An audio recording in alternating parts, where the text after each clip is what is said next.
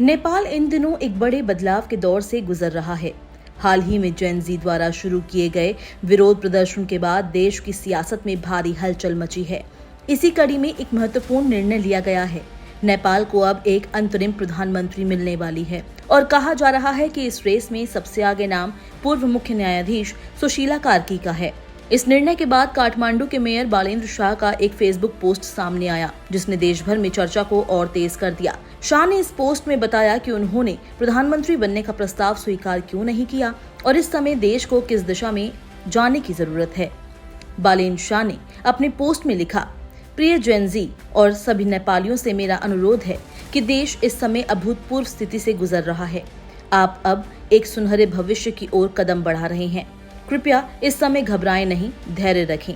अब देश को एक अंतरिम सरकार मिलने वाली है जो देश में नए चुनाव कराएगी।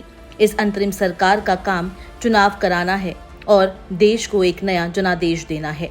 शाह ने आगे लिखा, मैं पूर्व मुख्य न्यायाधीश सुशीला कार्की को इस अंतरिम चुनावी सरकार का नेतृत्व सौंपने के आपके प्रस्ताव का पूर्ण समर्थन करता हूँ। मैं आपकी समझ, बुद्धिमत्ता और एकता का तहे दिल से सम्मान करता हूँ। इससे पता चलता है कि आप कितने परिपक्व हैं। मैं अपने उन दोस्तों से जो इस समय नेतृत्व संभालने की जल्दी में हैं, यही कहना चाहता हूं कि देश को आपके जुनून, आपकी सोच और आपकी ईमानदारी की स्थायी रूप से जरूरत है, अस्थायी रूप से नहीं। इसके लिए चुनाव होंगे, कृपया जल्दबाजी ना करें। माननीय राष्ट्रपति जी, जेन ज़ी की ओर से लाई गई ऐतिहासिक क्रांति की रक्षा करें। एक अंतरिम सरकार का गठन किया जाना चाहिए और संसद को अविलंब भंग किया जाना चाहिए।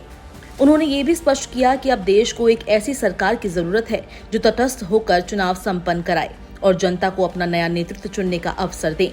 बहुत से लोग सवाल कर रहे हैं कि जब जनता का बड़ा हिस्सा बालेन्द्र शाह को प्रधानमंत्री के रूप में देखना चाहता था, तो उन्होंने ये पद क्यों नहीं लिया। इसका जवाब भी उन्होंने अपने इस पोस्ट में दिया है। शाह का मानना है कि लोकतांत्रिक प्रणाली में सत्ता पाने का एकमात्र सही रास्ता चुनाव है।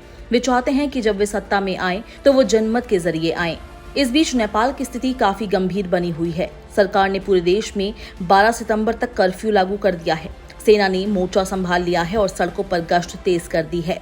बताया जा रहा है कि देश भर की जेलों से हजारों कैदी फरार हो गए हैं।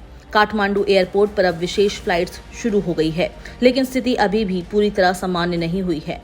एयरपोर्ट पर फंसे हुए 500 से अधिक भारतीय नागरिकों को वापस लाने का कार्य तेजी से चल रहा है।